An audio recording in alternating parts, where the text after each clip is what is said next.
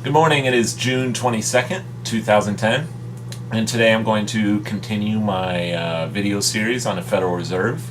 If you didn't see my last one, you can go on my YouTube channel and find that video.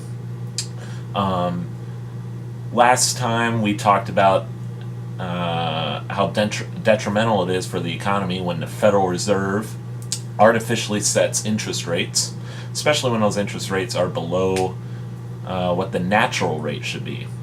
And if you remember, I said in a free market, the interest rate would be determined by the level of savings. If Americans are saving more, that means there's more money available to lend, which would in turn lower the interest rate on the free market.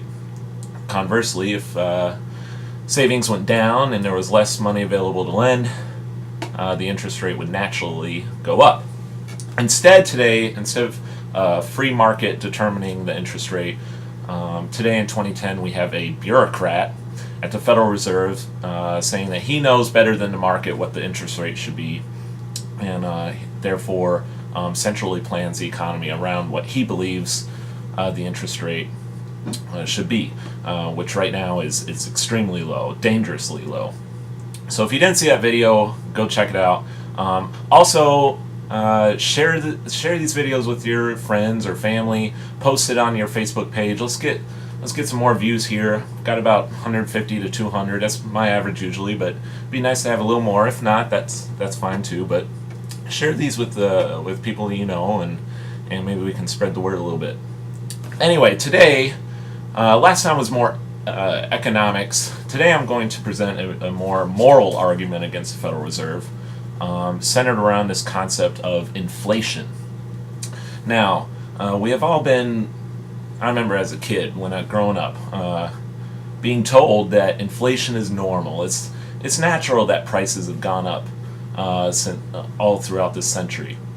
I remember reading old children's books from the 60s and seeing that the price of that book was like $1 or even less than that. I remember always thinking as a kid, like, you know, there's something that just doesn't seem right about that. Like, why is it so natural and so normal for prices to just constantly go up? But that is the story we've been told all these years.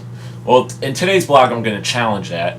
And I'm going to challenge that way of thinking and talk about inflation and how immoral it is. Inflation is a hidden tax. That is, you don't see it. It devalues your money. It transfers wealth from savers to other interests, bankers or government. But it's essentially a tax on anyone who saves money. It punishes anyone who saves money by devaluing their savings.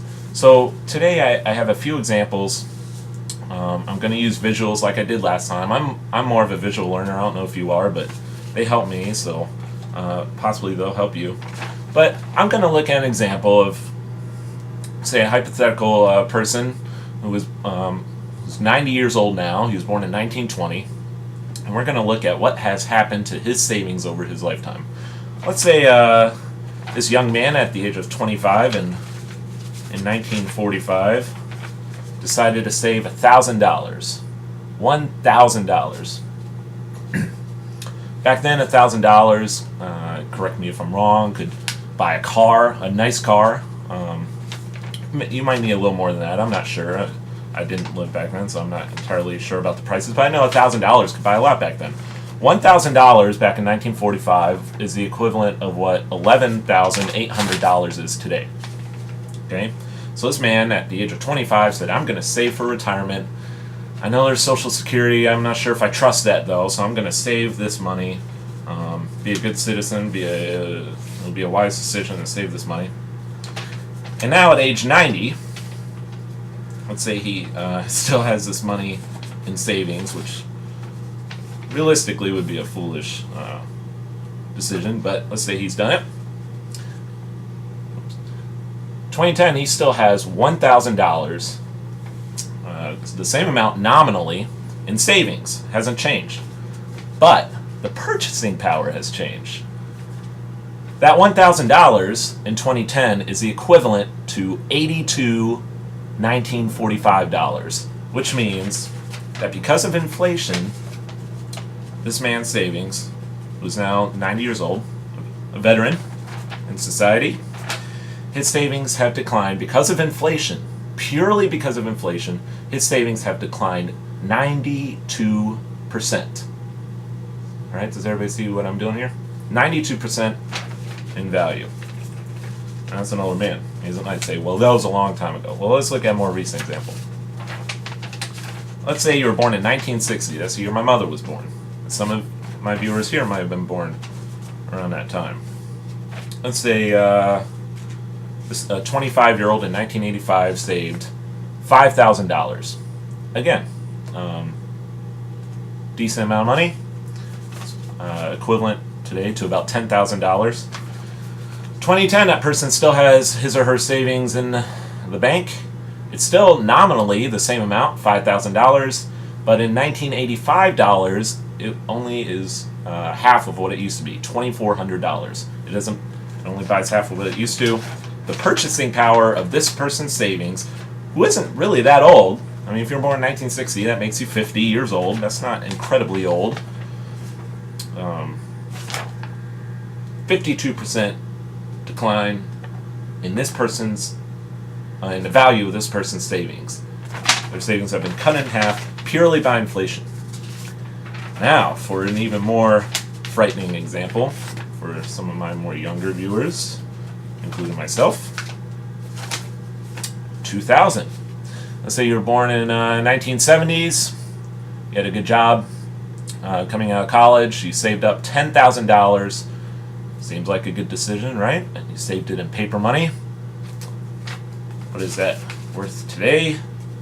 It's still nominally $10,000, so you're like, oh, nothing happened. It's fine. I wasn't taxed anything. But it's really only $7,800 and $2,000. That means in a 10-year period, only a span of 1 decade, this person's savings have declined 22% in value. 22% in value. Now, is this normal? Again, I said when I was a kid, we were always told, oh, inflation's normal. This is what happens in the economy. Well, let's see. Let's look at another period in U.S. history when there was no central bank. Now, the banking system in this time period was not perfect by any stretch of the imagination. There were still many flaws in it, and we can talk about that later. But let's say a person born in 1820, in 1845, this person saved $1,000, just like our friend who saved $1,000 in 1945. How much was his money worth in 1910, 3 years before the Federal Reserve was established? Still nominally $1,000, and in 1845 dollars, it is $1,036. That means, rather than declining like our other friend in the 20th century, rather than a decline in the value of his savings by 92%, this person's savings increased in value by 3%. All right? It's not normal. This inflation that we've seen in the 20th century is wrong. It's not the way things are supposed to work. It's not the way things have worked in the past. Now, how do you protect yourself against inflation? What do we do then? Is it hopeless? No, it is not. Let's see what would have happened to these people if they had, instead of saving in paper, if they had saved in gold. The 1945 person, instead of saving $1,000 in paper, he invested in gold, was able to purchase 28 ounces of gold at $35 an ounce. And now, because gold is at $12.50 an ounce, if he cashed in his savings today, he would get $35,000. $35,000. That's 35 times. 35 times what his savings were if he kept them in paper. Our 1985 saver, let's say instead of putting $5,000 in paper, he or she put it in gold, 15 ounces. Their savings today would be worth $18,700.